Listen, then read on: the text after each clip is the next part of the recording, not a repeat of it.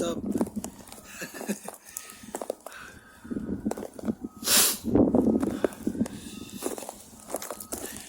Workout day tayo ngayon, back day.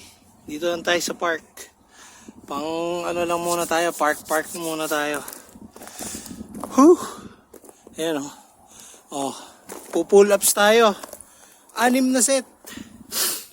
So, pakonti-konti lang. Siguro, kaya ko siguro mga 10 muna. Tapos pabawas ng pabawas.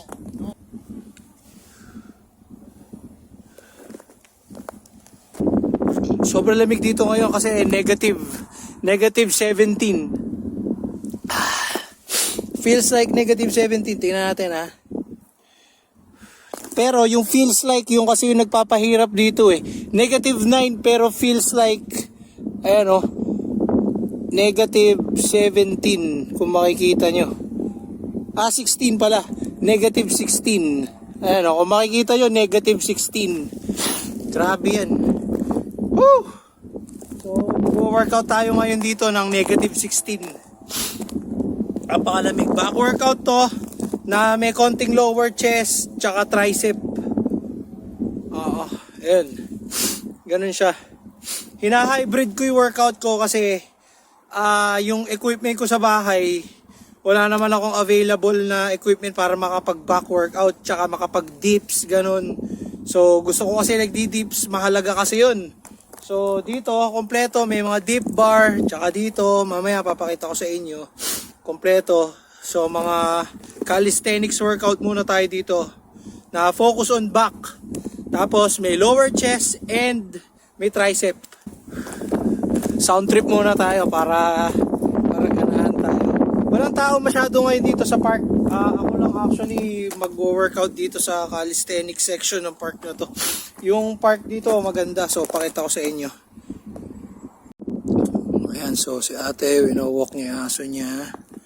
Tapos ayan, kung makikita nyo, walang katao-tao ngayon dito sa park kasi 1:00 ng hapon ngayon dito.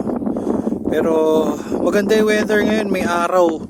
Usually walang araw, nag-workout ako dito, napakadilim. 4:00 pa lang, napakadilim na.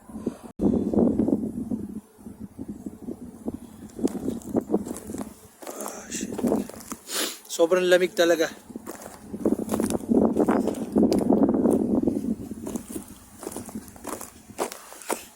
So mag-gloves ako ngayon kasi masakit sa kamay.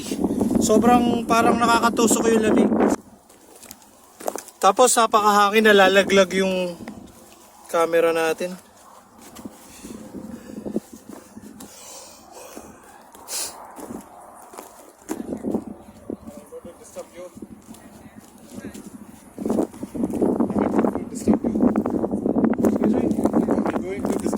No, you're fine. Ow!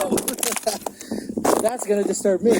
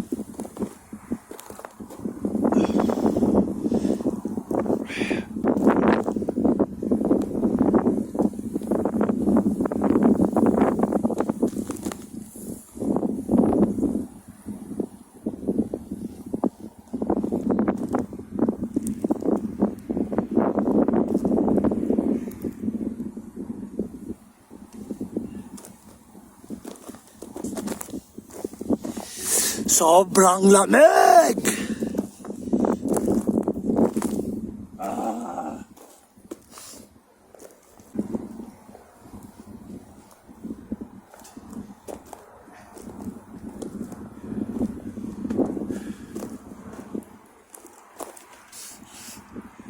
One.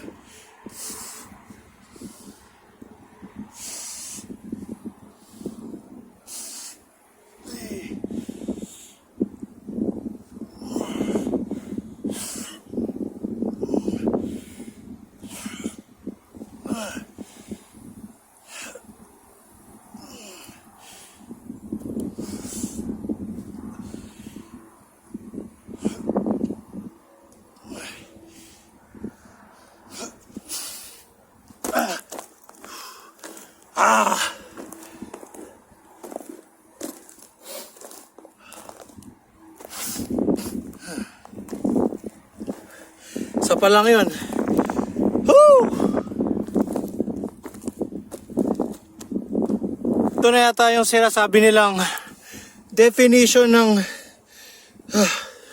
no excuses. No excuses. Talagang kahit nasaan ka, i-workout mo kung kaya mo. Tsaka hindi kung kaya mo, i-workout mo, gawin mo, gampanan mo kasi ayoko magpaka-motivational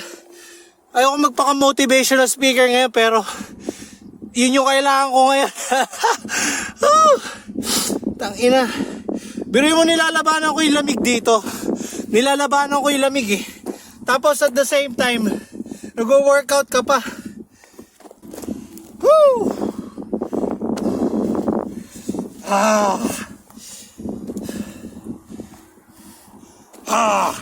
Maganda sana kung back bicep yung gagawin ko ngayon eh. Kaso hindi ko kayang gawin dito kasi wala naman ako equipment dito para mag bicep. Nandun pa sa bahay eh. So, syempre hindi ko na kayang dalhin dito. Hassle masyado para sa akin pag dinala ko pa dito yung dumbbells. So, ang ginagawa ko, split. Kasi kung ano yung available na pwede kong gawin dito, in one go, ginagawa ko na. Para hindi na babalik ulit. Bukas babalik pa ako para lang mag tricep dito at saka lower chest. So hindi ko na gagawin yun. Gagawin ko na lahat yun ngayon. Pagkatapos kong magpo-pull ups ako, rows, tsaka meron akong resistance band dito. Ayun oh. Resistance band. Meron akong resistance band dito para sa mga row natin. Tapos meron din tayo ditong yung bar na mababa. Nakalimutan ko yung tawag dito. Basta pang calisthenics yung hanggang dito lang. So pwede ka din mag-row doon. Inverted rows. Yun ang mga gagawin natin ngayon. Woo! Let's go! Para kung lalaki ka at gusto mo na healthy your mind, your body, gawin mo to, mag-workout ka lagi. Maging matibay ka, maging malakas na lalaki ka kasi para handa ka sa lahat ng kahit ano sa buhay. Tangina, ayoko to. Napakabaduy. Hindi ako yung vlogger na magba-vlog tapos magmo-motivational. Putang ina, kaya nyo na yan. Kaya lang wala eh. Yun yung nasasabi ko ngayon kasi nandito ako mag-isa, nag-workout ako dito. Woo! Sobrang lamig.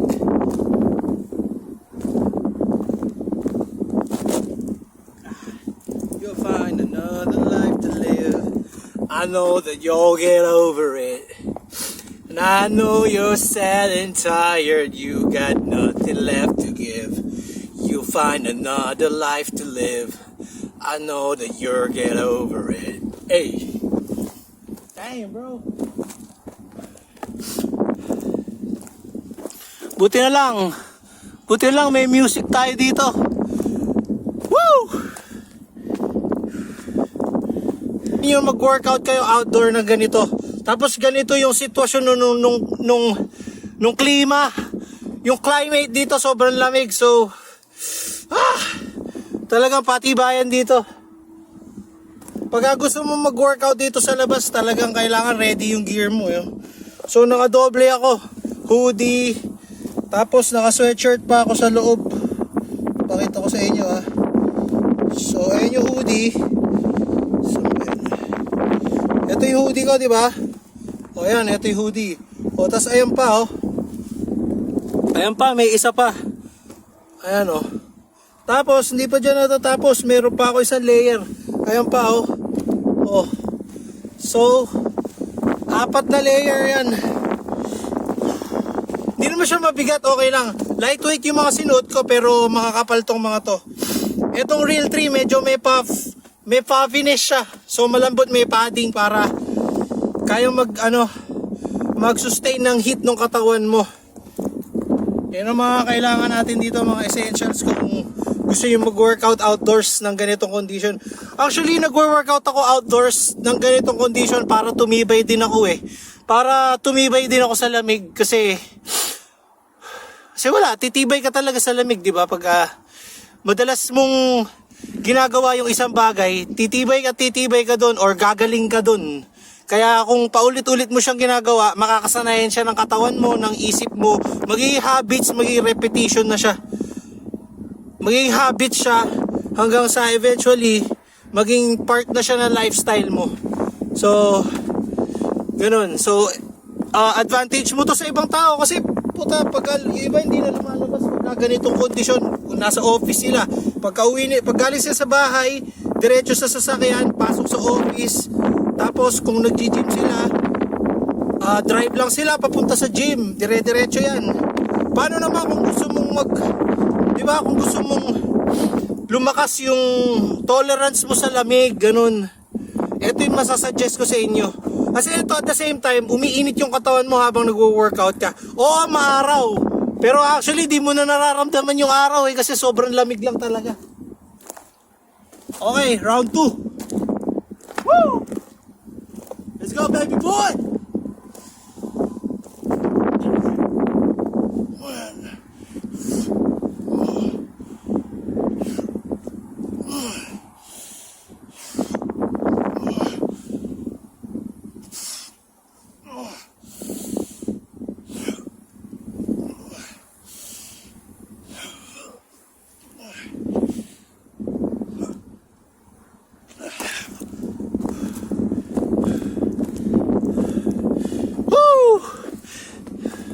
That's 2.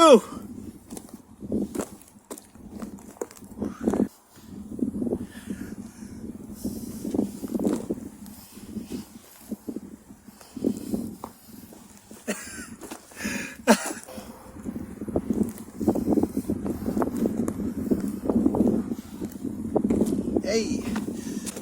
Nga pala, wala akong motivation. Hindi ko na kailangan ng motivation. Tayo na.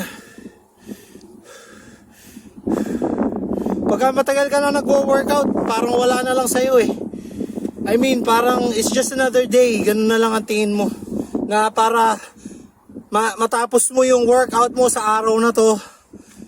Pag natapos mo na kasi yun, marami ka na pwedeng gawin sa araw mo eh. Knowing in your mind na tapos ka nang mag-workout. Marami ka na pwedeng, malaya ka na. Wala ka nang iniisip na, oh, putang ina, hindi pa ako nagwo-workout. Anong oras na? I mean, para lang to doon sa mga taong gusto yun ha. Mataba ako nung bata ako eh. Mataba akong bata noon, so ayun, ginawa ko. Parang kinwento ko sa inyo yung little bit of my origin. Kung saan ako nagsimula, anong nangyari. So nagsimula ako guys, sabihin ko sa inyo, sige ha, medyo baduy pero magkukwento ako ng konting backstory today. 2009, simulan natin ng 2009. Nag-start ako mag-MMA. Yung mga nakakalam sa inyo ng MMA or mga hindi nakakalam, ang ibig sabihin nun, mixed martial arts. Para maintindihan nyo na madali, yun yung ginagawa ng mga athlete ng UFC athlete. Kung nanonood kayo ng UFC, sila yun yung tawag sa practice na ginagawa nila doon, yung martial arts. Ang tawag doon, MMA, mixed martial arts. So 2009 ako nagsimula mag-MMA. Nagko-compete ako nung bandang siguro mga ilang buwan pa lang ako nag-MMA, pinag-compete na nila ako kaagad. So hindi naging maganda yung laban, pero nanalo ako via unanimous decision, pero hindi masyadong maganda yung naging laban namin eh. Kasi wala pa talaga ako masyado alam. Hindi ko ma-execute yung mga gusto nilang ipagawa sa akin. Naririnig ko sila. Yung coach namin, yung corner ko, naririnig ko sila. Meron silang mga gusto ipagawa sa akin. Kaso hindi ko ma-execute kasi kulang ako sa knowledge, kulang ako sa training. So ayun. Pero thankfully nanalo ko. So after nun, marami ko natutunan. Bumalik syempre after nun, balik na ulit sa training. Simula na naman ng grind. Yun, yung time na yun, nag-prepare na talaga ako. Mga 1 taon mahigit ako nag-prepare dun sa second fight ko. So ayun, yung second fight natin, medyo sinwerte naman tayo na knockout natin yung kalaban natin. So ayun, happy ako sa result nun. Tapos tuloy-tuloy na, nagkaroon ako ng mga consecutive fights. Panalo naman lahat. Tapos nag-compete din ako ng grappling. Nanalo ako nung una. Tapos pangalawang competition ko ng grappling, no-gi. Nag-compete ako sa ADCC. Sa mga hindi nakakalam na ADCC, isang kilalang organization yun na nagko-contact lagi ng event ng Jiu-Jitsu. Brazilian Jiu-Jitsu, grappling, no-gi with gi. Yung no-gi, yung parang mga tawag dito? Naka-rash guard. Yung mga naka-rash guard, yun ang tinatawag na no-gi. Rash guard mula top to bottom, naka-rash guard ka lang. No-gi yun, tapos magko-compete ka na ng Jiu-Jitsu, no-gi yung tawag doon. Walang gi, no-gi. Yung merong gi, yun naman yung parang nasa mga pinapanood natin, taekwondo, karate, yung mga nagsusuot sila nung pang martial arts na ganun, tinatali. O, yun yung gi. So, nag-compete ako ng no-gi nung pangalawa sa ADCC, isang kilalang organization na kilala siya sa buong mundo, global siya. Nagko-conduct sila ng mga events ng Jiu-Jitsu. Ganun.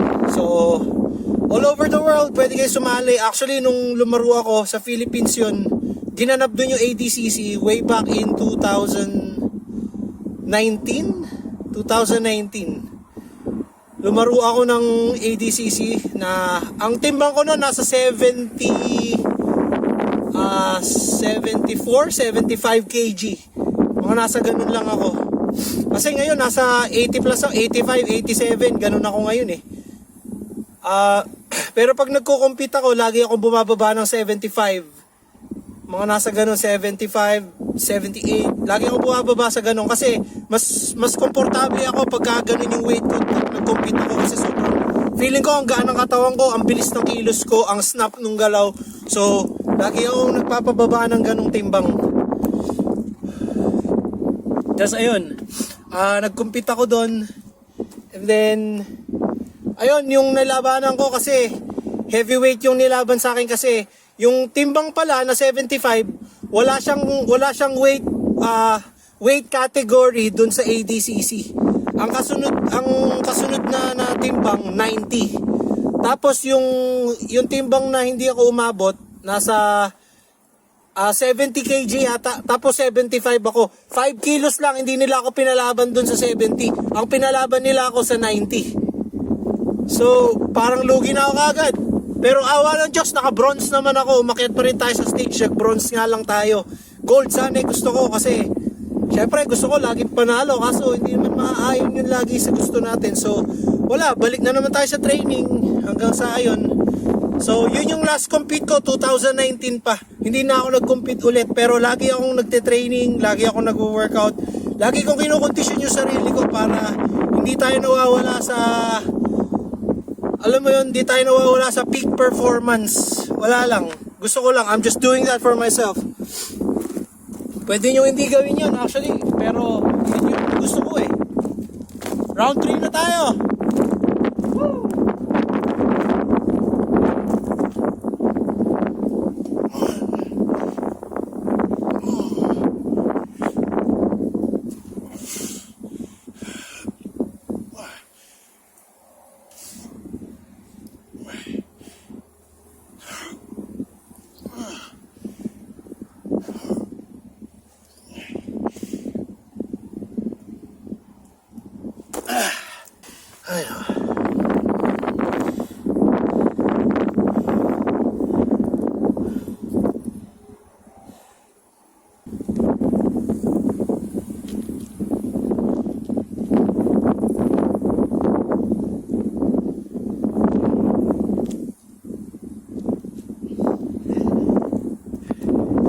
Every workout, rest ako ng 2 minutes. 1 minute 30, 2 minutes, mga ganun. Round 4.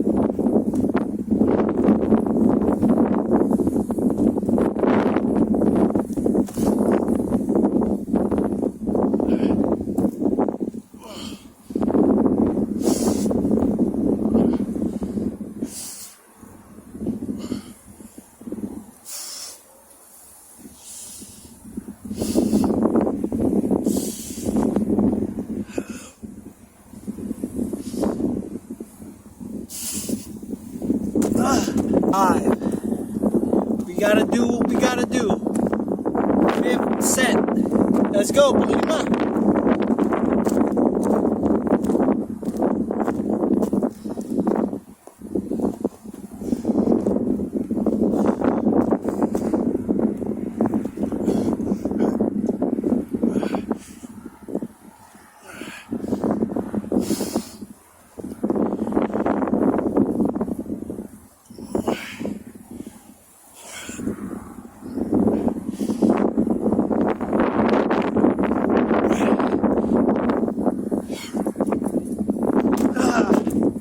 Napakalupit ni Eminem, putang ina, napakalupit. Pakinggan nyo.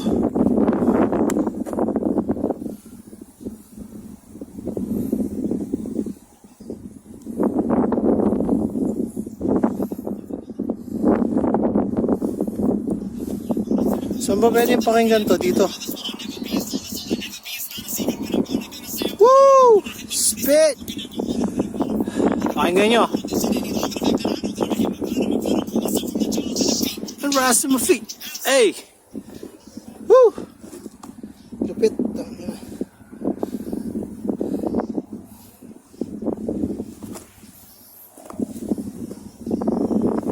Let's go, baby. Woo.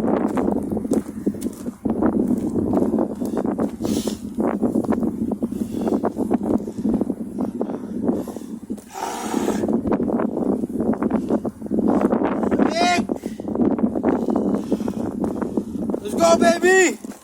Ah!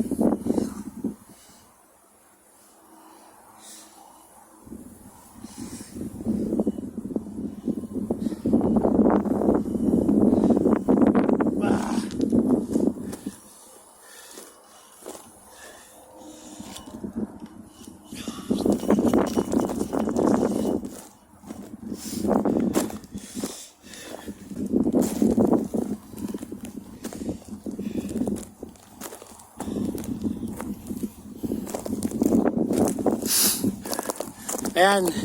Dito naman tayo. Dito naman tayo. Inverted rows.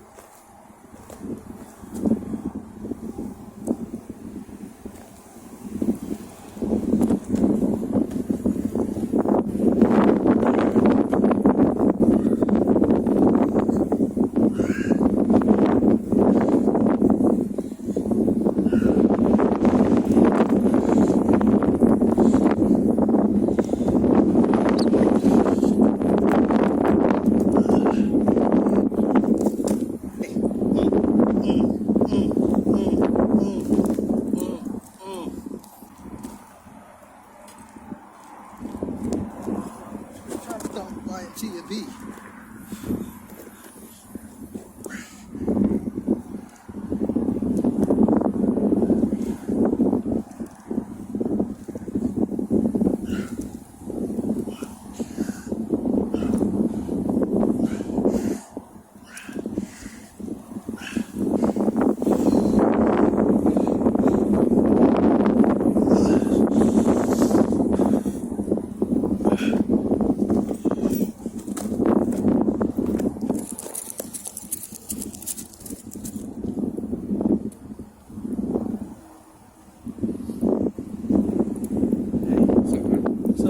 Cool dog.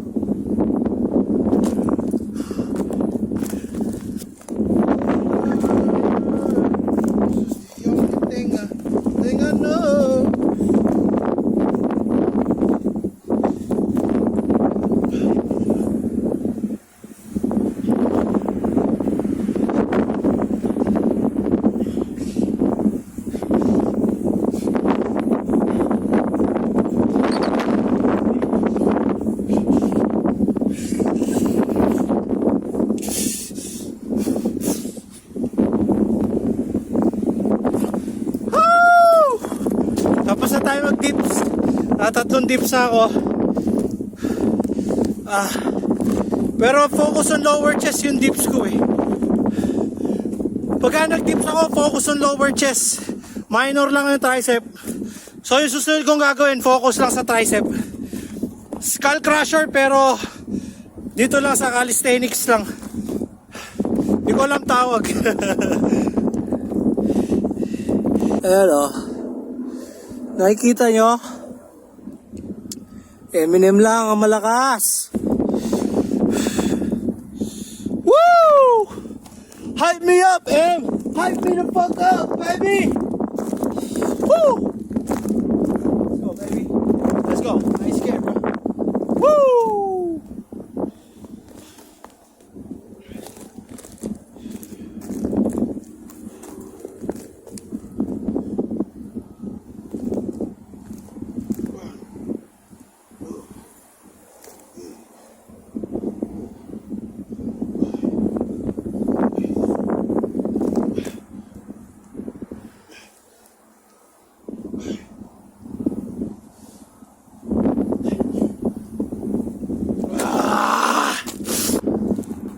That'll be the death of me first.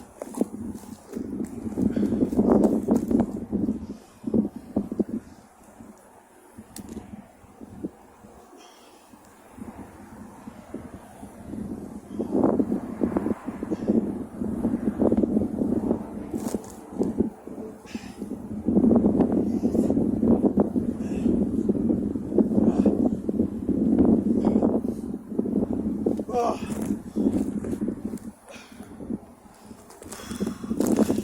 Last one, baby. Last one. Last one. And it's over. Last one. Tapos na. Yeah. Woo! If you had one shot, one opportunity to seize everything you ever wanted, one moment, should you capture it or just let it slip? His arms are sweaty, knees weak, arms are heavy. He's vomit on the sweater already. Mom's spaghetti, he's nervous. But on the surface he looks calm and ready to drop bombs. But he keeps on forgetting when he wrote down the whole crowd goes so loud. He opens his mouth, but the words won't come out. He's choking now, everybody's choking now. Talks to run out, time's up, over now. Snap back to reality. Oh, there goes gravity. Oh, there goes gravity. No, she's so mad that he won't give up now. That he won't matter. Woo!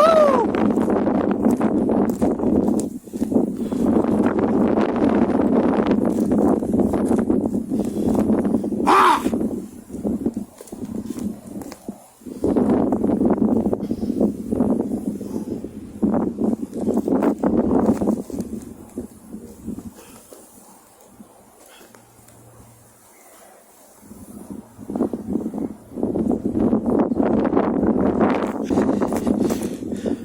Tapos na tayo.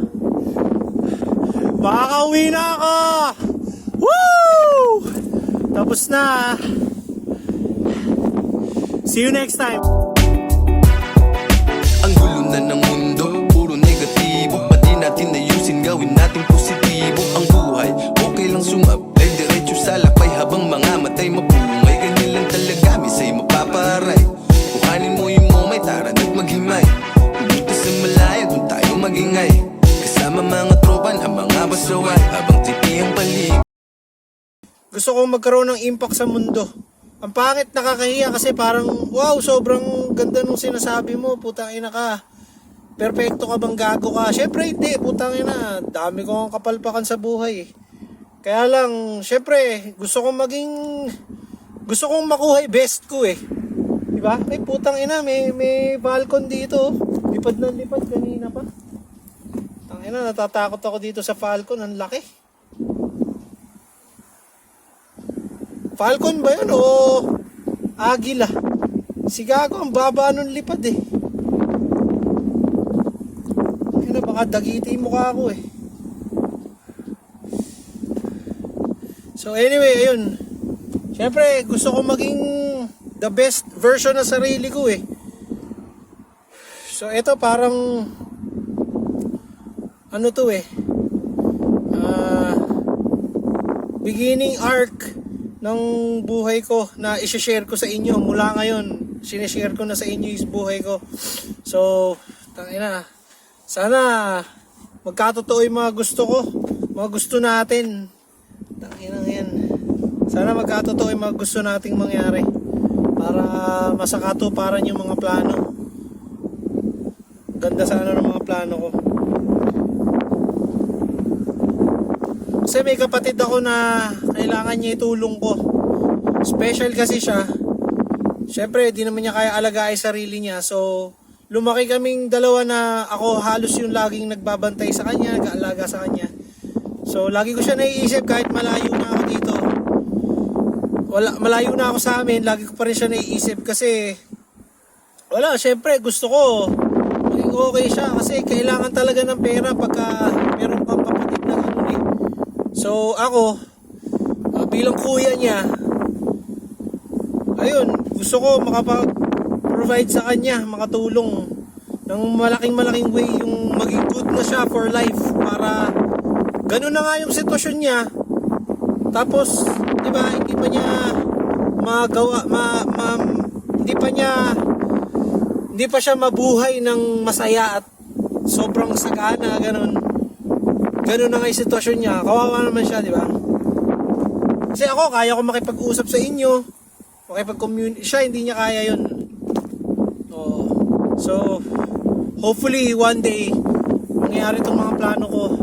Matulungan ko yung kapatid ko. At saka, syempre, yung parents ko, maganda yung mapasaya mo sila. Magbigay ka sa kanila kasi lahat ng tulong na ginawa nila sa'yo nung bata ka, maganda, kahit paano masuklian mo yung mga ginawa nila sakripisyo para sa'yo. So, syempre, yun lang din naman yung motivation ko dito kung bakit ako nagba-vlog eh. Yun lang naman talaga. Alam mo, puro tayo kalukuhan lagi. Tawa tayo, tas mga kalukuhan yung vlogs natin. Pero, wala ngayon, nagseryoso ako kasi medyo nagsenti ako, putang ina. Kasi, lamig eh, gago. Sa dagat sumisip, ganda ng kalikasan, ako ay napaibig. Sarap ng mabuti, parang gusto bang umulit. Balik sa pagkabata, ang sarap managinip. Hindi lang talaga, kailangan mo lang enjoyin. Ito ay makulay at hindi madilim. Pangarap mo sa buhay, patuloy abutin. Sa saan pa ba't ito'y makakamit mo rin? Ang sarap mabuhay, ang sarap mabuhay.